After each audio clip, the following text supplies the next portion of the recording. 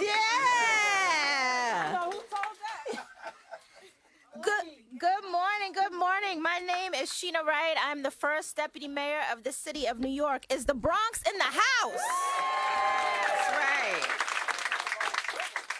I'm from the Bronx. Even though I live in Harlem, I claim the Bronx. I want to first begin by thanking Bronx River Houses in the house for being such gracious hosts. And we have to thank the incredible Norma Saunders,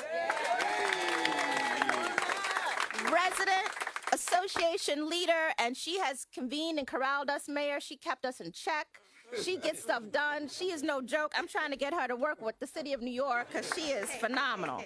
I also want to thank other members and acknowledge them for the administration. You'll hear from Chief Technology Officer Matt Frazier in just a bit, who is the leader and driver of this work. Our Chief Housing Officer, Jessica Katz, who's in the house, and our NYCHA Executive VP and Chief Information Officer, Patty Bayross. Where's Patty? There you are.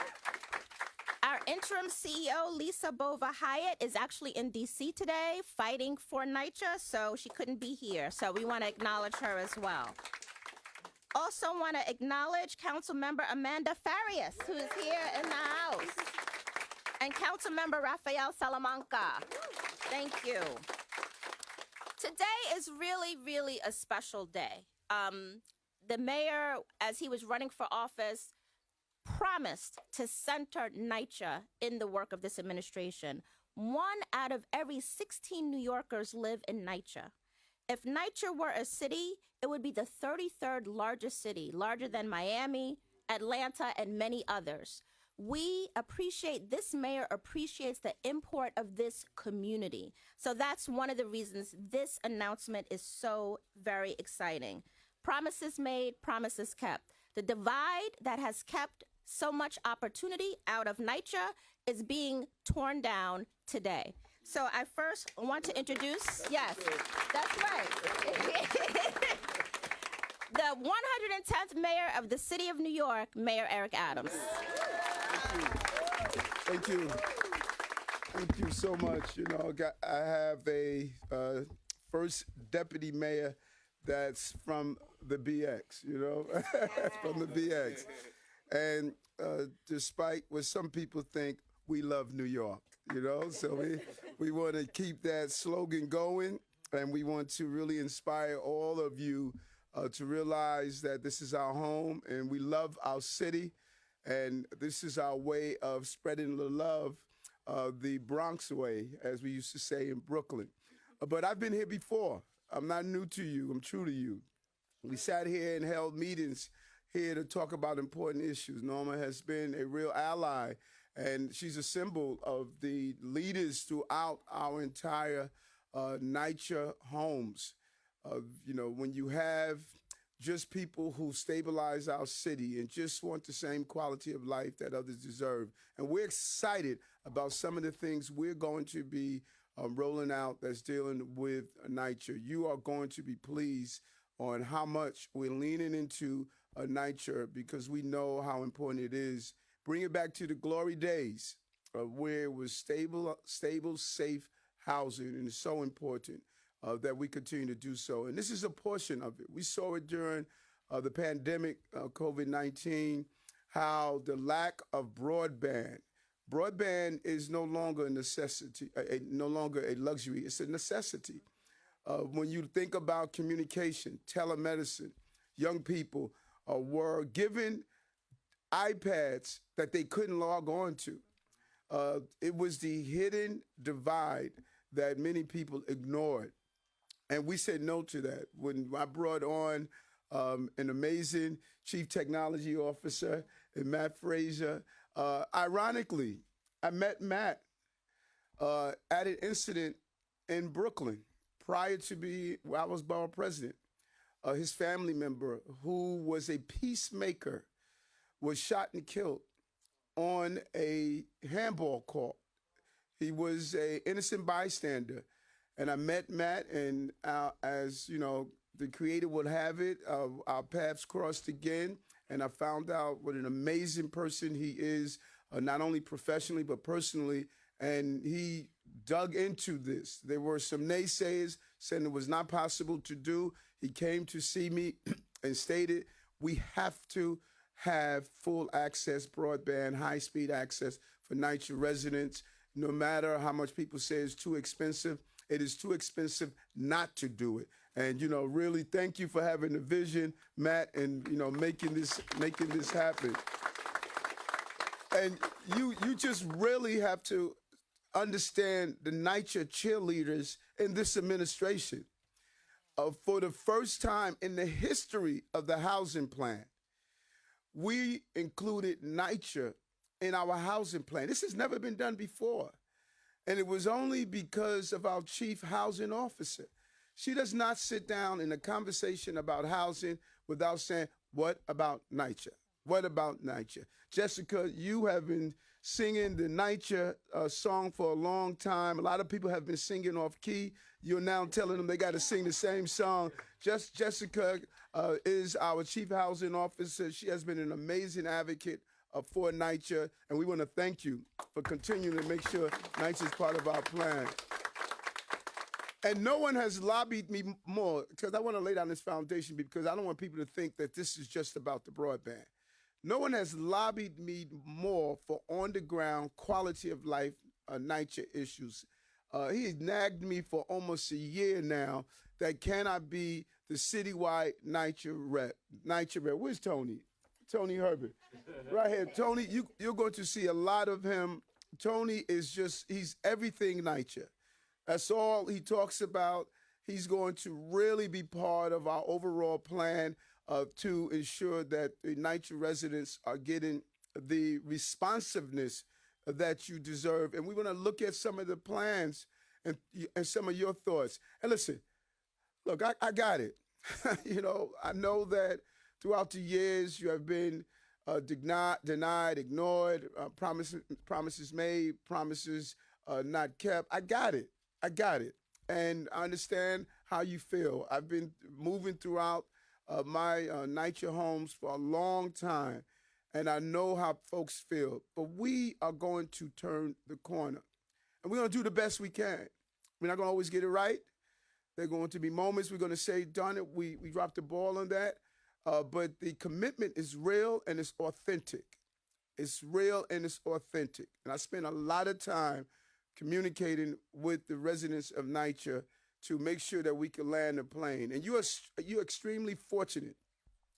You, because of redistricting, Councilwoman Farias has represented this area at the highest level.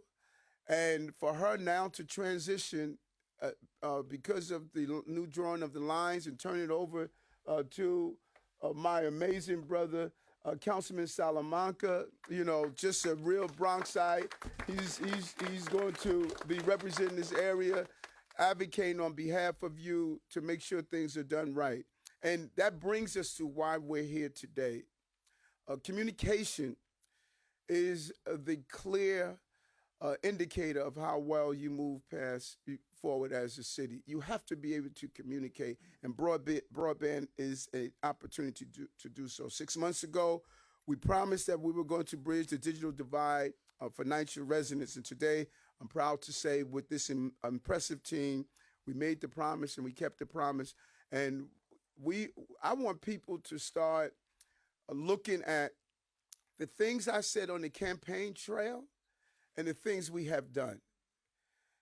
That is why I want all of you to sign up for direct communication to me. Because you would think, by some of the things you read, you would think we had no victories. And our victories are unbelievable. I promised that we were going to do dyslexia screening. Because of my dyslexia, we're doing dyslexia screening in all of our schools. I promised we were going to raise earned income tax credit to put money back in your pockets. We raised the earned income tax credit. I promised that we were going to put money in the pockets of families members with child care. We were able to get billions of dollars for child care.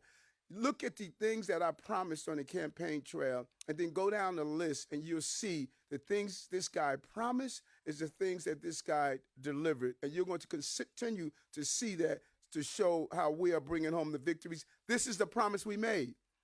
This is the promise we kept. We're expanding Big Apple Connect to over 200 NYCHA housing and around 300,000 New Yorkers. The Big Apple Connect is bigger than ever. More than 250,000 New Yorkers now have access to internet and cable, and they're using my favorite four-letter word, free. Free. We're seeing that no longer NYCHA residents are being disconnected. They're now being connected.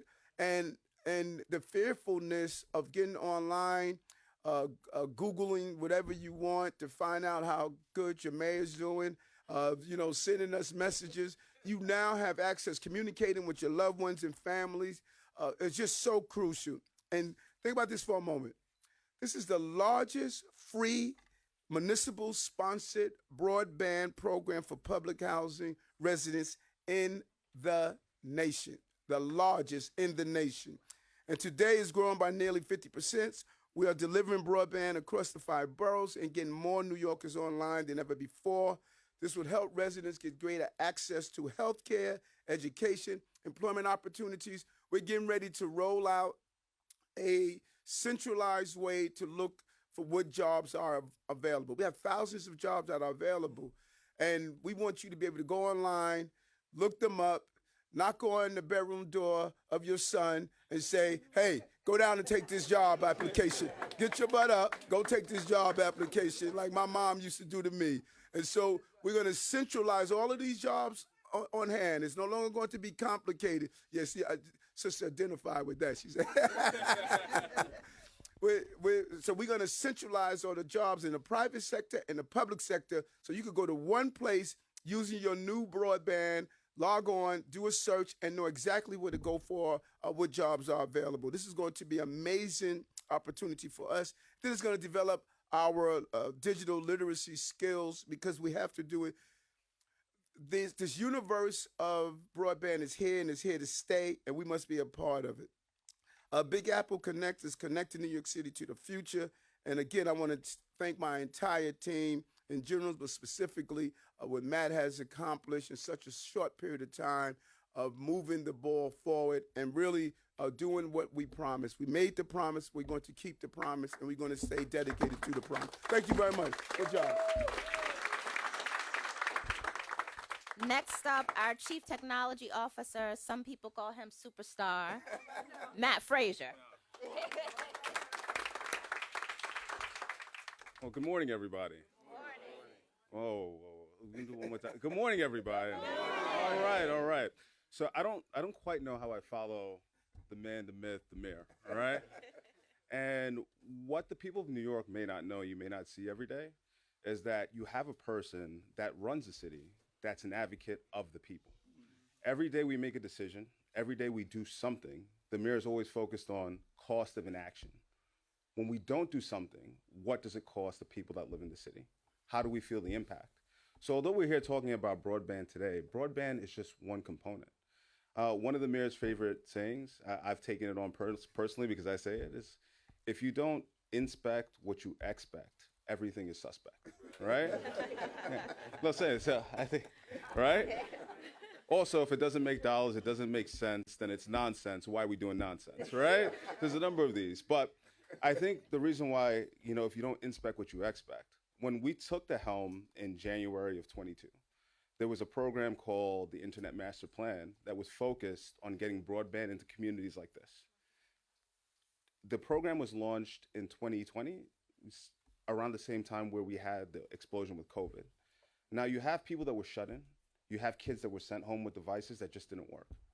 And what happened in communities like this? Black and brown communities were disproportionately affected, and we had a lot of death in communities like this because you didn't have access to things like, how do you get telemedicine? You're shut at home, the transportation options are limited, and you can't get access to a doctor. How do you maintain social and emotional bonds? How do you communicate with your friends? Imagine a kid that gets sent home because schools are now closed. You can't go in person. And now you have no way to communicate with your peers so that you can maintain those bonds. You can maintain that peership. And forget about maintaining peership. You can't compete from an education perspective because you can't build on the skills that everyone else that has access can. This is why when the mayor says this is not a luxury, it's a necessity, because if you don't have it, you can't survive. Which is why when we stepped in January, the first thing that we said was, let's make the conversation about broadband access and public housing a conversation of the past. Which is why within 9 months from being in office, we launched the first phase of Big Apple Connect, where we brought broadband into over 100 developments. And which is why today we come and commit, and we've launched broadband in over 200 developments. And what that means is, for the residents of Bronx River Houses today, your next bill, you don't even have to do anything if you're already a customer. Your next bill is now, if you have basic TV and high-speed broadband, your next bill is going to be $0. It's free. And for those of you that have higher quality of services or high levels of service, you're now going to have a credit that reflects what we're covering to make sure that that broadband right is available. And the key of what we've done here is we haven't done it with some sort of voucher program that you have to come and redeem. We haven't done it with money that expires over the next couple of years. We've put it in the baseline operating expense of how the city runs. And the reason why that's important is that you shouldn't have to worry when you come in on how you get hot water or heat. You also shouldn't worry about how you get broadband. And that's what we're dealing with today. In addition to that, broadband and access isn't enough, right? We've brought this here, we've given you access. Now we have to follow up behind and bring skills training so that it can give you the tools to use the connectivity that we provided. For us, we want to make sure our public housing community is part of the strongest part of the city. It's the backbone of the city. And the families that come here, that start here, deserve access to critical services so that they can compete and they can stay here. But I'd like to sincerely thank the mayor for his commitment to the people of the city, and thank him for also making sure that every day we are our best selves. And in addition to the mayor, the first deputy mayor, of course, is another big advocate. And I'd be remiss if I didn't thank council for the partnership, and also the city's chief housing officer. As the mayor said, for the first time in the city's history, we have someone that's dedicated in ensuring that not only NYCHA is advocated across the city, but it's also taking beyond the city to the state to the federal government and making sure that we bring the best that we can to NYCHA. But thank you all very much. Thank you. Thank you, Matt. Now you see why we call him that. I do want to just underscore one thing. NYCHA, if it were a city, would be the 33rd largest city, larger than Miami, Atlanta, the size of Boston. In 15 months, giving access to a whole city is how you get stuff done. That is remarkable, absolutely remarkable. And that's what the mayor has charged us to do. We are keeping a list of all your sayings, you know. We're going to make a little book of it, the Eric-isms. It's the GSD book. So very, very excited about that. And now next up, our leader, Norma Saunders. I mean, she's absolutely incredible. We're grateful for your leadership. Thank you. Good morning, everyone. Good morning. Is that exciting news? Free. Free. I'm one that suffer from having to pay high costs in cable and internet service and stuff. And for it to be free, I just like to thank you on behalf of the Bronx River residents. But on that note, first of all, one thing, I'm just going to take 2 seconds. Why does Mayor Adams always come and our gym is never ready for him? I don't understand. But next time you come, we got to make sure you in the gym. Okay? We're definitely going to make sure. But definitely, this is amazing news. No, Bronx River did not get sold. Everybody kept asking me. The news was free cable, free internet. It is a necessity now. Whoever thought it would be a necessity, but it is a necessity, where now we have our college students that can actually get access to college applications, scholarships. We have seniors that we can teach on how to maneuver the internet and not get scammed, but understand how to go in. Basic TV that we don't have. Some of our seniors and some of our residents don't have basic channels to find out what our mayor is doing, what our council people are doing.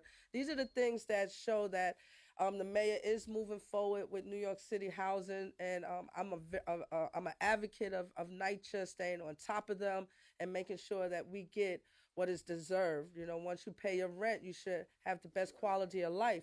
And having this capability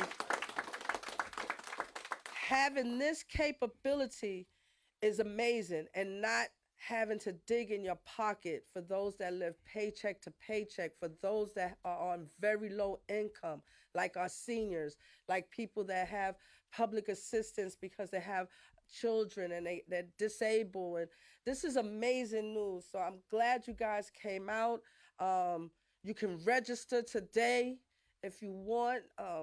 It's amazing. So I'm just happy, and I'm happy that I can share this with the resident of Bronx River Houses. And I just like to thank all the amazing people that made this happen for us. It shows that they're trying to build NYCHA where it should be, and where we should be competing with Manhattan, where we should be proud of where we live at, where we lay our head at, where we come home and say, this is where I live at. I could come here and look at TV. I can come and help my children with homework. So this is amazing. And once again, I take my hat off to the mayor and to all our people that made this happen. This is something that I just, I get emotional sometimes. I'm not going to get emotional because I think y'all don't want to see that side. But Mayor, thank you so much. Council, my council person now, and my future council person. I feel blessed though, because I'm between both of them, and I love them both. So I'm really blessed. I'd like to thank Optimum. Optimum is here. So they're here to service you. Our assemblyman, he's not here, but definitely got representation all the time. And definitely my board from NYCHA, my board is here as well. NYCHA's here. And the community. First of all, let's give yourself a round of applause. Without you, none of this could happen. So I'm going to ask a big favor of you guys. Let's give it up for this panel, a big round of applause for making this happen for Bronx River Houses and for NYCHA, period. Thank you so much. Thank you so much, Norma. Thank you. And now we're going to hear from some of your leaders. Councilmember Amanda Farias.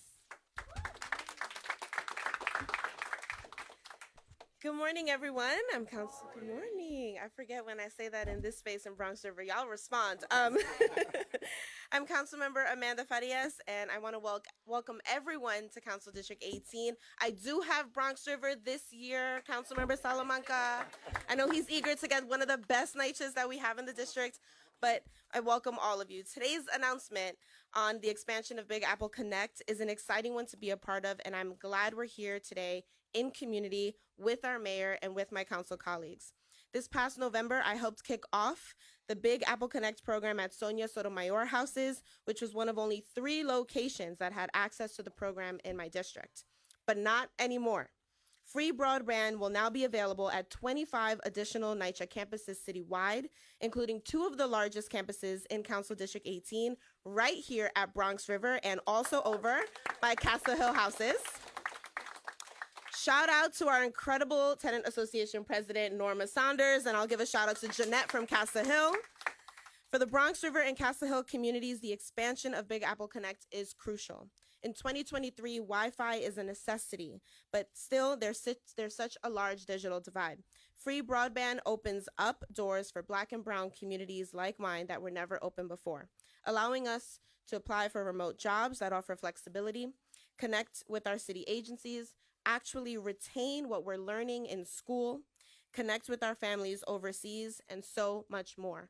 The one thing I also want to not forget is during the pandemic, what we keep saying back here is folks had to go outside of our community center, outside to our libraries to find free broadband, making the home not where you can get your essential service. And now with this program, the mayor has helped us make your home where your essential needs are being met. And that's critical in this moment.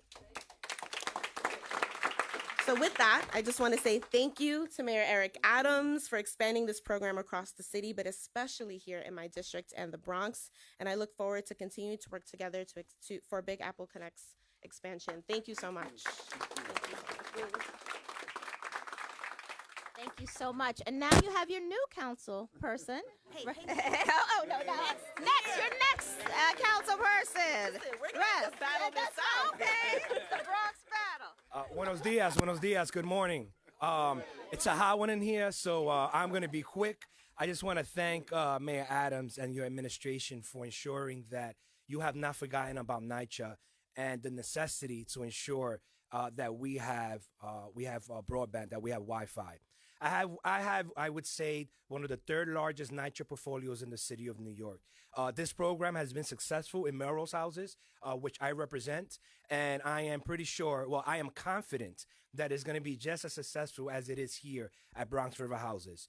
And I know that you've had a great council member representing you, but I will work just as hard to follow her footsteps to ensure that you get the funding and the program that you need so that you can continue to thrive. Que Dios lo bendiga. Gracias.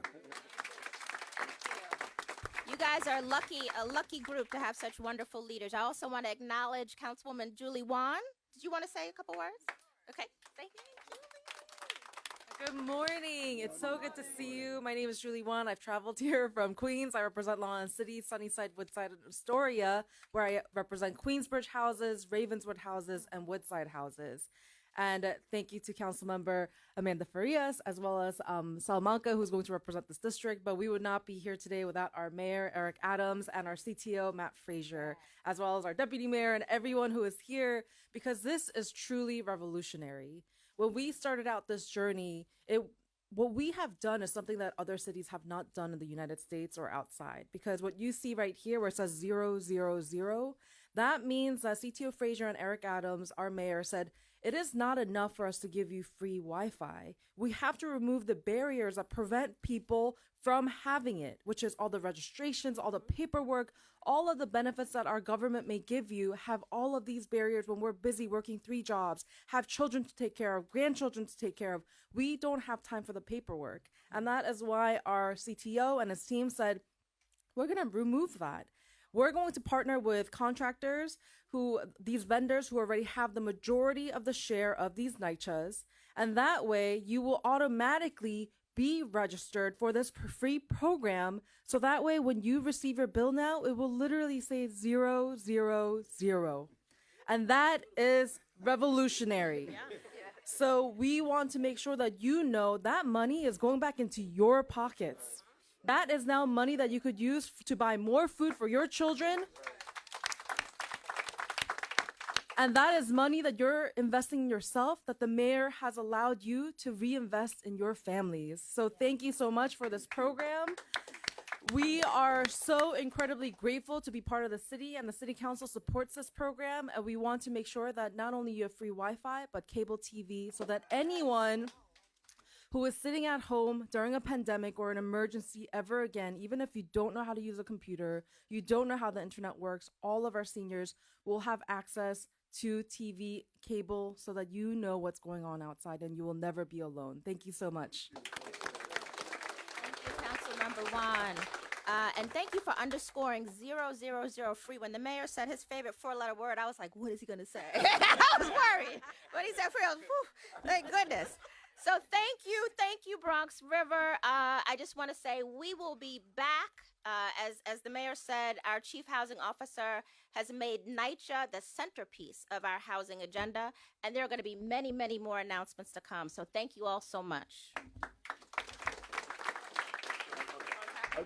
And before we do on topic, I had dinner last night with many of our council persons, and I was just blown away with the depth of what Julie's her understanding of technology, and she represents some of the largest NYCHA developments in Queens, and her advocacy for Ravenswood, for Queensbridge, and some of the others. It was just really impressive at dinner last night, and we really want to partner with her on as we expand the whole conversation around technology and broadband, so that you don't have the inequality that you're seeing in some of our districts, and really understand why this is so big. This is the foundation of what we are doing. We got it in Albany and in federal government. Now we have to make sure you get it. you know, because you could be successful on getting all of these resources, but if they don't get to you, then we're not successful. So now we're going to allow you to, number one, have access to high-speed broadband. Then we're going to give you training on how to navigate the high-speed broadband. Matt is building out a system that's called My City, where you should not have to fill out forms over and over again. Once you have all of your stuff at once in our system, we should be able to just extract the data we need as you navigate government. You should be able to know about child care. Go to one place for child care. Go to one place for the benefits, SCREE and DREE and WIC and all of those other things. We don't want you filling out forms anymore. We don't want you to talk to different agencies and they have to ask you the same questions over and over again. You have to say to yourself, how many darn times I got to give you my social security number? You don't have it? That's what Matt is building out. We're taking away the duplication of getting the resources you deserve. And then when you do an analysis, as the councilwoman stated, start adding up what we're doing for those who are living on the margin. Fair futures for those who are foster care children, reduced fare Metro card, earned income tax credit, child care credit, getting you your access to WIC and DREE and SCREE. You start adding up. We're saying we can't take down federal taxes, but we can find ways in the city to decrease the amount of dollars that are coming out of your pocket. This is another one that we're decreasing. The dollars of your high-speed broadband is no longer going to come out of your pocket, so it allows you to put in your households for those things that you need. This is extremely significant to the overall plan that we're putting together to make government work for you. Government has betrayed you, and it's time for government to stop betraying you and working for you, and that's what this is about. We'll do a few on topics. I have a question. My question is, how long would this be for the residents? How long would this be free? Yes, we're going to make sure it's always free, but here, yes. Yeah. So the key here is, as I mentioned before, we wanted to create a program that wasn't going to go away in a month, a year. So what we did with Big Apple Connect is we established a minimum for the next 5 years. And in addition to that, we use money that was operating in the city's baseline budget. And what that means is, as the mayor says, we have to do more for the city. We have to use our resources wisely and make sure that government works for you. And that's why it's built that way. Yep.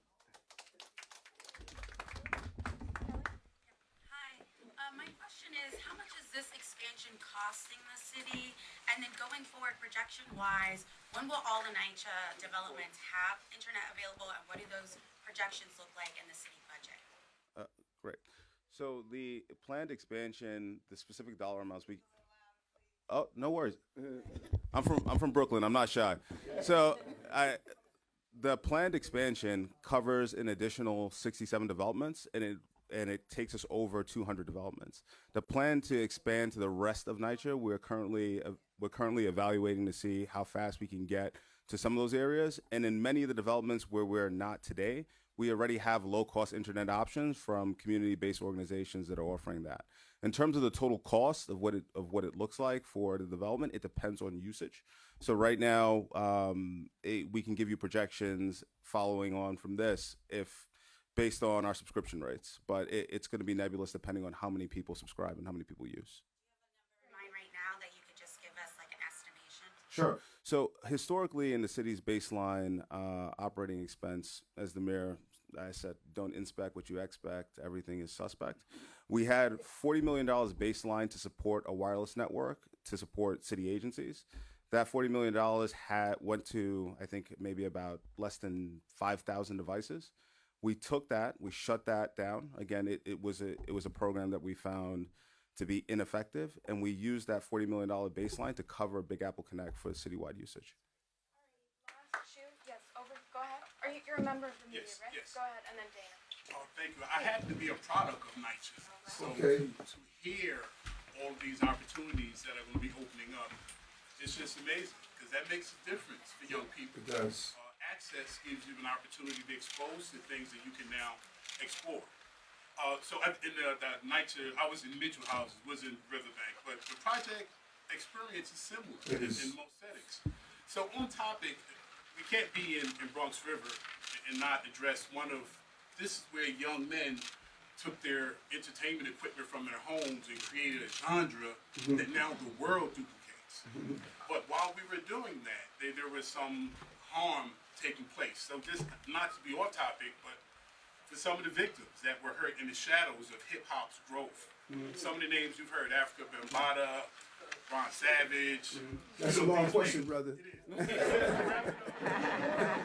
You speak directly to everything. So, what would you have to say to bring balance to that situation? Well, you know, and you're right. You know, although it's not on topic, it's off topic. You know, but let's be clear. With some of the things that happened during the hip hop generation, and it may have produced some who went on the fringe and caused a level of violence. I think that we need to be extremely reflective to understand what hip hop produced in the positive. Hip hop produced a Hakeem Jeffries, who's the first person of color to lead a House in the Congress. Hip hop produced Letitia James, AG. Hip hop produced Jamani Williams, Carl Hasty, the leader of the Assembly.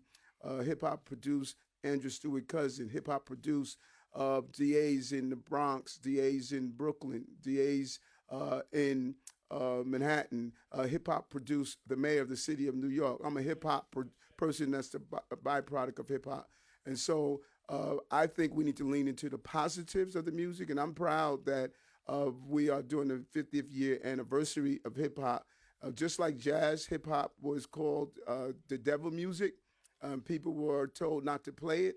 Anytime when we produce a product, people want to demonize that product. But we learned that now hip hop is part of movie scores. Hip hop is what people listen to in the gyms. Hip hop is what they listen to be motivated. And so I think the legacy of hip hop is something that we all should be proud of. And I'm happy to be a person that was raised on hip hop and will continue to listen to hip hop as I fight the power.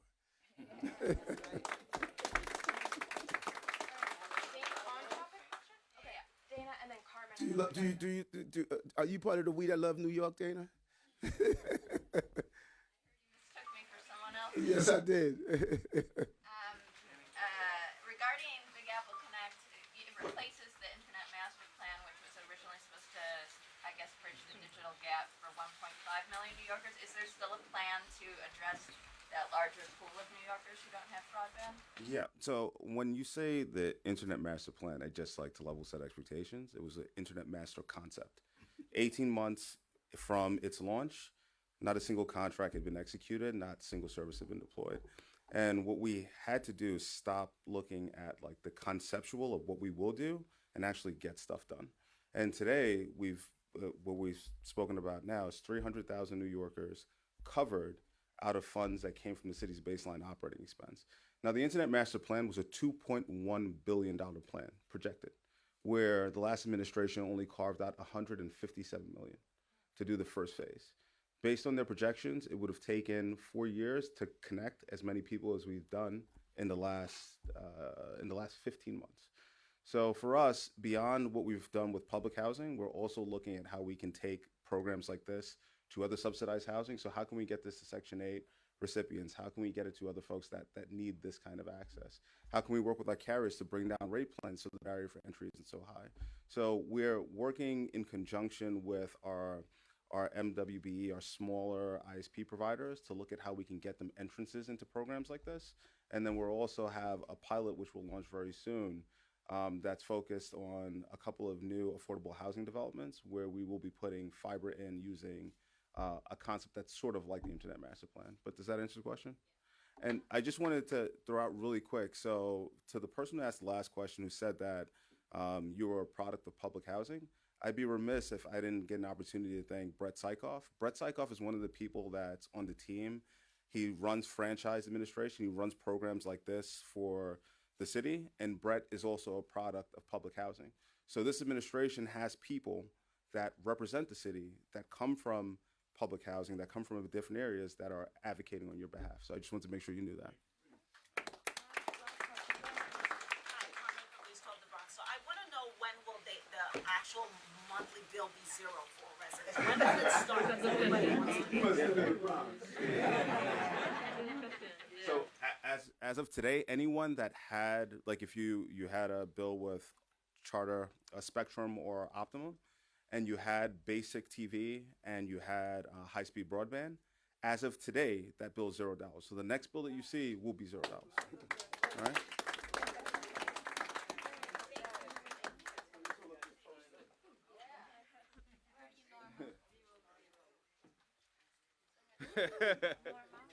Yeah.